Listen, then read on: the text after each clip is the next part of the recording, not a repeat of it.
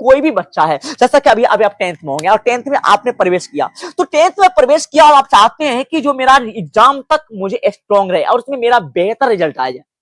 भाई ऐसे नहीं होता है, कभी भी कोई भी चीज आसानी से जो मिल जाए तो फिर बात ही क्या हो जाएगा। भाई साहब आज आपको मेहनत करना पड़ेगा और जब तक आज आप मेहनत नहीं करते हैं तब तक आपका कल बेहतर कभी नहीं हो सकता है। इसलिए अगर बहुत अच्छी समझ में आ गए होंगे और मैं कहूंगा स्टूडेंट याद रखिएगा ये अभी एग्जाम के लिए बहुत इंपॉर्टेंट है, बट रिवीजन बहुत इंपॉर्टेंट है। अगर आप रिवीजन नहीं करते हैं ना तो मैं कह सकता हूँ स्टूडेंट नहीं आप स्ट्रॉन्ग हो पाओगे। और मैं दावे के साथ कहता हूं कि अगर मेरी बातों को अगर तुम मानती हो और शायद मेरे चैनल जुड़े हुए रहते हो, कुछ क्वेश्चंस नहीं बनते हैं, क्वेश्चन करते हो, तो मैं आपको कहूंगा कि शायद आप बेहतर नंबर बटोर पाओगे। तो आपका अंतर 26 है, दो संख्याओं का अंतर 26 है और एक संख्या दूसरी संख्या के 3 गुनी है, तो उन्हें याद करें। याद रखिए ये लॉजिकली क्वेश्चन होते हैं और ये क्वेश्चन अगर थोड़ा सा दिमाग लगाओगे ना तब बनता है। यानी आपको लॉजिक समझ में आना चाहिए। यानी जो भाषा वाले क्वेश्चन होते हैं, देखो मैं इस क्वेश्चन को बहुत अच्छे से समझा सकता हूं, लेकिन अपने दिमाग को पीसफुल करके दिमाग को बढ़िया से ठंडा करके रखोगे एकदम आराम से समझ में आएगा।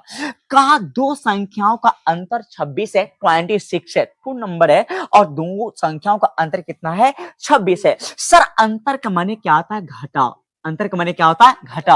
अब हमें वो दो संख्या पता ही नहीं है कि किसका अंतर 26 है। अब कोई संख्या हमको पता ही नहीं है तो कुछ तो मानना पड़ेगा ना। अब हमको पता नहीं कि कोई संख्या कौन है और दो संख्या का अंतर कितना दे दिया 26 दे दिया, हमको पता ही नहीं का एक संख्या दूसरी संख्या की 3 गुनी है। अब लो वो भी बात समझ में आएगा। अब का उन्हें क्या करना है ज्ञात करना है। अब थोड़ा सा ध्यान देना और समझने का कोशिश करना। क्या कहा अब हम क्या करेंगे संख्या मान लेंगे कि दो संख्या क्या क्या है। हम क्या करते हैं कि एक संख्या बड़ी और एक संख्या छोटी या एक पहली संख्या या दूसरी संख्या, हम ये दो तरीकों से मान सकते हैं। हम मान लेते हैं कि माना की पहली संख्या, माना की पहली संख्या, ध्यान दीजिएगा स्टूडेंट समझने का कोशिश करिएगा, बहुत इंपॉर्टेंट क्वेश्चन एग्जाम में पूछा हुआ क्वेश्चन है। माना की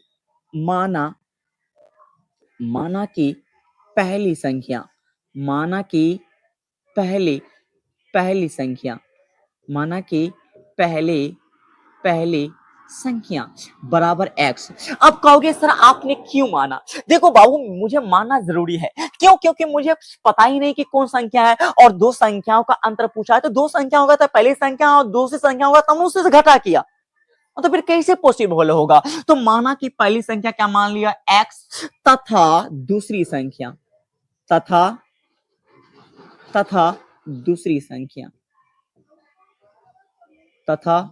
दूसरी संख्या चाबी लेना रे, तथा दूसरी संख्या बराबर y। तो माना कि पहली संख्या बराबर x मान लिया और दूसरी संख्या बराबर मैंने क्या मान लिया y मान लिया। अब देखो ध्यान समझने की कोशिश करना, तो पहला हो गया x, दूसरा क्या हो गया y। तो आप क्या करते हैं कि बड़ा में से छोटा घटा देते हैं, बड़ा में से क्या करते हैं छोटा घटाते हैं। तो इस तरीके से क्या हो जाएगा याद रखना। तो पहला संख्या x हुआ तो पहला जो होता है बड़ा होता है और दूसरा संख्या हो गया वो क्या होगा छोटा होगा। यानी हम प्रश्न अनुसार अगर हम लिखेंगे या प्रश्न से लिखेंगे तो क्या लिखेंगे बच्चों, ये लिखेंगे x और माइनस y बराबर कितना हो जाएगा 26। क्यों, क्योंकि कहा दो संख्याओं का अंतर, तो पहला संख्या x, अंतर का मैंने अंतर दिया, दूसरा क्या y, तो मैंने y दे दिया, कहा 26 तो मैंने क्या दे दिया 26 दे दिया। क्या यहां तक समझने किसी प्रकार की दिक्कत, कोई दिक्कत नहीं। आई होप आप बहुत बढ़िया समझ रहे होंगे। तो मैंने फिर से अगर आपको सर मेरे एक बार फिर समझा दिए, समझा रहे टेंशन मत लो। तो क्या कहा कि मैंने पहली संख्या मान लिया x और दूसरी संख्या मान लिया y, तो पहला जो x बना हुआ बड़ा हुआ, दूसरी संख्या y बना हुआ क्या हो छोटा हुआ, तो बड़ा में से छोटा से घटाओगे कि नहीं घटाओगे बच्चा, घटाओगे। तो x माइनस y बराबर क्या हो गया 26। इसको आप क्या कर सकते हैं इक्वेशन फर्स्ट मान सकते हैं। क्या मान सकते हैं इक्वेशन फर्स्ट। दूसरा क्या कहा, दूसरा कहता है कि एक संख्या दूसरी संख्या के पुनः प्रश्न से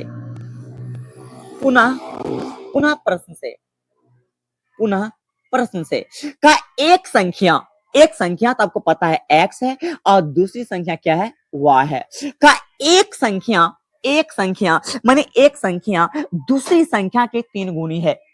एक संख्या, सुनना ध्यान से, कहा एक संख्या नहीं पहली संख्या दूसरी संख्या के क्या है, तीन गुनी है, दूसरी संख्या के तीन गुनी है। ध्यान सुनने मेरी बात को, कहा एक संख्या दूसरी संख्या के तीन गुनी है, तो इन तीन गुनी हुआ नहीं होती नहीं, कहा एक संख्या दूसरी संख्या के, तो दूसरी संख्या ये हुआ उसका तीन गुनी है, तो ये क्या हो गया तीन गुनी। तो हमें दोनों को क्या करना, बराबर करना है। तो ये तीन गुनी है, ये मैंने तीन से गुना है, लेकिन कौन तीन से गुना नहीं है, ये तीन से गुना नहीं है, क्योंकि कहा एक संख्या माने पहला संख्या, कहा दूसरी संख्या की तीन गुनी है, तो पहला संख्या तीन गुनी हो गया, कौन तीन गुनी नहीं हुआ, तो दूसरी संख्या यानी हुआ, यानी हम इसमें तीन से करेंगे गुना, क्या का बराबर हो जाएगा, यानी x बराबर आपको आ गया कौन सी 3 हुआ।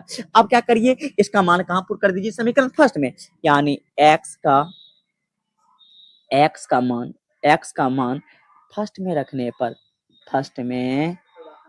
पर अगर बच्चा फर्स्ट में रखेंगे तो आपको क्या होगा, यानी हो गया x माइनस वाई बराबर कितना 26, यानी याद रखना, सुनो ध्यान से, यानी x बराबर कितना मिला हुआ 3 हुआ बराबर कितना हो जाएगा y, इतनी क्या हो गया 26। ध्यान देना, यानी 2y में से 3y में से एक y घट गया, यानी होगा 2y बराबर कितना हो गया 26। ध्यान देना, आप 2 से काट देंगे तो कितना होगा 13 दूना 26, यानी आपको y बराबर जो वैल्यू मिल गया बच्चा, ये आपको 13।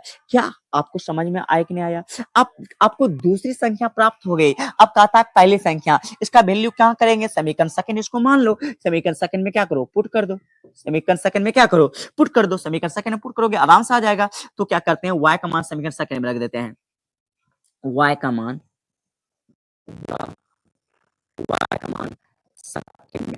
सेकंड में रखने पर ध्यान सुनना, थोड़ा सा यहाँ से करते नहीं आपको ही उतार लोगे। अब क्या करेंगे, अगर उतार दिए बच्चे तो क्या होगा, x बराबर आपको मिला हुआ है 3 हुआ, यानी आपको x इक्वल यानी 3 इंटू वाई का वैल्यू कितना आया हुआ है, यानी आपका दूसरा जो क्वेश्चन का आंसर हो गया, बताओ 39, यानी x का वैल्यू आपको आया 39 और y का वैल्यू आ गया 13। यही आपका आंसर होगा। याद रखिए ये बहुत ही इंपॉर्टेंट है, एग्जाम के लिए बहुत ही इंपॉर्टेंट। आप इसके लिए VVI लिख सकते हो, VVI यानी वेरी वेरी इंपॉर्टेंट क्वेश्चन। तो आपको समझ में आ रहा होगा। देखो हमेशा मैं कहता हूँ कि शुरू से सीरियस होके पढ़ना पड़ेगा। अगर शुरू से सीरियस होके नहीं पढ़ोगे ना, देखो आप बच्चे हो, हमको पता है, आपको हर एक बहुत सारे बच्चे के दिमाग ये काम करता है कि लास्ट में जाकर पढ़ेंगे, लास्ट टाइम मिलेगा ना पूरा बहुत बढ़िया से रिवीजन करेंगे, 3 महीना 6 महीने बचेगा तब रिवीजन करेंगे। भाई ये गलत सोच रहे हो, ये आपका दिमाग गलत रिप्लाई दे रहा है भाई साहब, ये माइंड को समझाओ और शुरुआती से मेहनत करो, फिर याद रखना वही आपको रिजल्ट देगा। नहीं तो अगर अभी से अगर आप मस्ती कर रहे हो ना, आप एक अच्छे स्टूडेंट नहीं हो। और याद रखो, जो कल करने के लिए सोच रहे हो ना, आज कर लो, शायद बेस्ट हो जाओगे।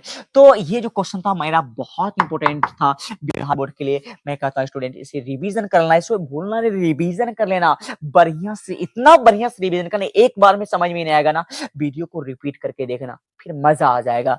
फिर सेकंड क्वेश्चन